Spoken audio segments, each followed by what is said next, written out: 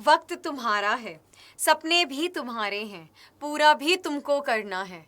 माना डगर थोड़ी मुश्किल है, मगर नामुमकिन नहीं, करना यही है, समय यही है, चाहे तो सोना बना दो या सोने में बिता दो। With this motivational poem, let me actually talk about a thing wherein you are going to get guaranteed 100 plus marks. Today, I am going to discuss with you the complete JEE syllabus. Okay, how to cover that in 3 months. Dear ones, let me actually talk about, first of all, we know that there are 3 branches, physical, inorganic and organic chemistry. Talking about the physical chemistry analysis, जो हमने previous year questions को देखकर यहाँ पर data form किया है.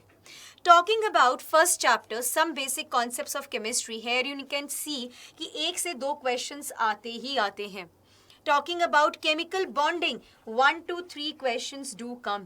Structure of atom 0 से 1. I mean to say एक question आता ही है. If I talk about radial nodes, angular nodes, quantum numbers, okay. From here the questions do come, okay.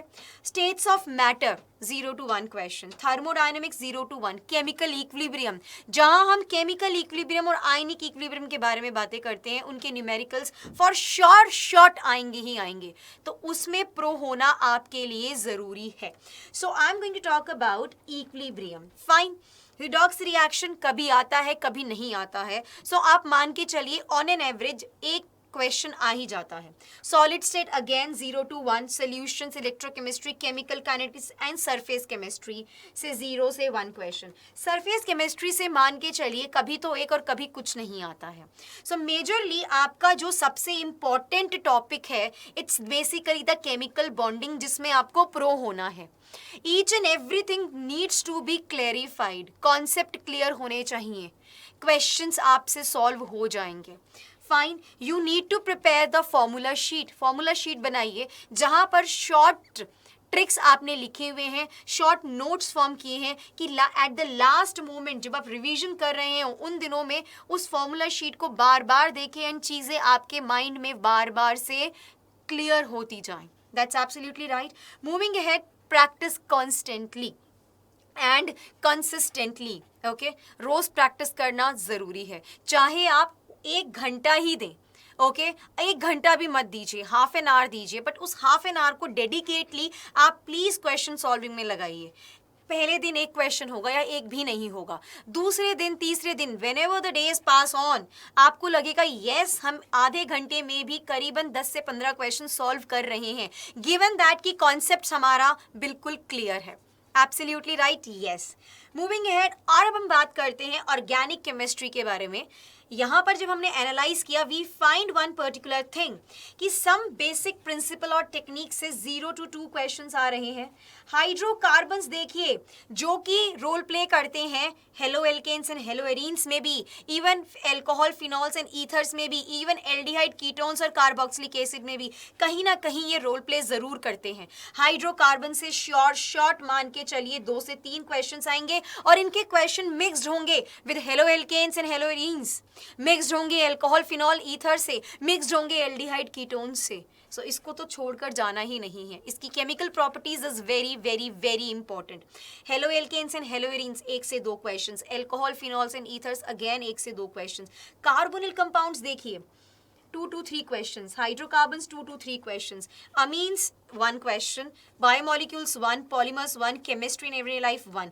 आपको एक बात बताऊं, ये जो biomolecules, polymers, chemistry in everyday life है, भले से ही यहाँ से आप मान के चलिए एवरेज क्वेश्चन 0 से 1, 0 से 1 आ रहे हैं, लेकिन ये फिर भी इम्पॉर्टेंट है. Scoring, it's highly scoring. अभी हाल ही में जो जून और जुलाई का अटेम्प्ट हुआ उसमें आप खुद देखेंगे biomolecules, polymers, chemistry and everyday life से डायरेक्ट एनसीईआरटी बेस्ड क्वेश्चंस आए हैं, direct as it is lines वाले क्वेश्चंस आए हैं. So why to miss these chapters? I know the most important is GOC. क्यों? क्योंकि ये आपका फाउंडेशन बिल्टअप करता है.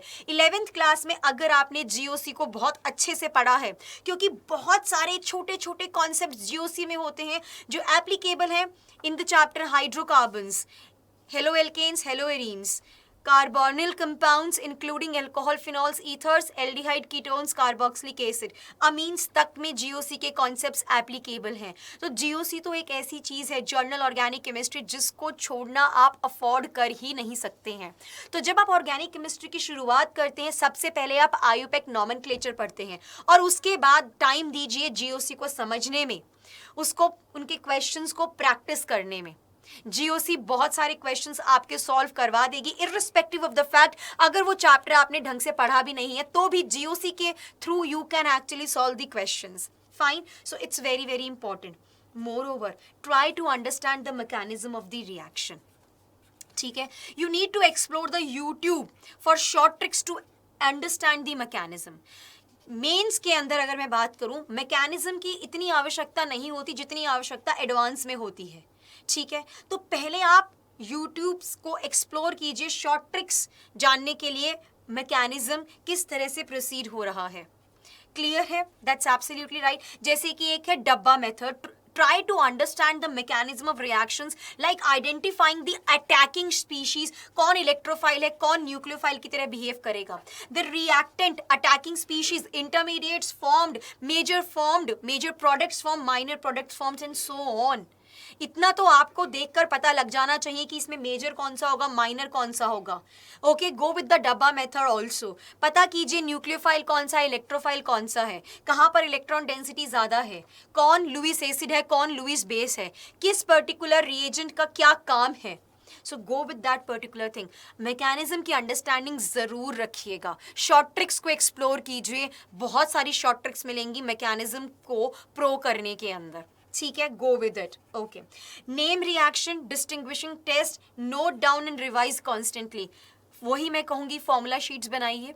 ठीक है. जब आपका कोर्स कंप्लीट हो जाए या फिर एवरी चैप्टर के कंप्लीशन पे उस चैप्टर में जो भी शॉर्ट ट्रिक्स हैं to remember the mechanism, name reaction, please note it down.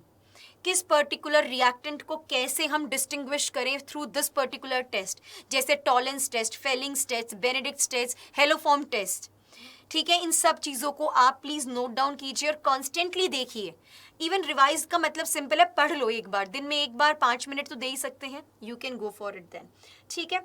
चलिए, let's talk about inorganic chemistry now, wherein I will just say herein these are the chapters hydrogen, s block, p block, periodic, metallurgy. Metallurgy से भी देखो short question as it is आता है. D and f block से भी. Coordination is very very very very very महा important है भैया. ये तो इसको तो छोड़ के जाने का कोई सवाल ही पैदा नहीं होता. जो हमारी ये ब्लॉक केमिस्ट्री है, इनमें से भी 0 to 1 questions you can account for. ठीक है. So here in what I want to say कि मेजरली आपको क्या करना है, you need to memorize the periodic trends. पहली चीज. दूसरा, आपको क्या करना है, exceptions from the periodic trend is a possible question every time. पूछता है मीन्स जेई मीन्स पूछता है. So what you need to go head, again इसकी फॉर्मूला शीट्स बनाइए. ब्लॉक जो हमारी केमिस्ट्री है, ब्लॉक केमिस्ट्री, उसमें जो भी एक्सेप्शनल ट्रेंड्स हैं उनको नोट डाउन कीजिए, कॉन्स्टेंटली रिवाइज कीजिए. And I am damn sure indeed you are going to actually get 100+ marks. ये छोटी छोटी चीज़ें भी करेंगे, 100+ marks तो you are actually having into your pocket. Okay guys, so stay positive, make it happen, okay, and come out with the flying colors. You can actually work hard. So start preparing now from this very moment. एक एक second बहुत कीमती है आप लोगों के लिए. Thank you very much.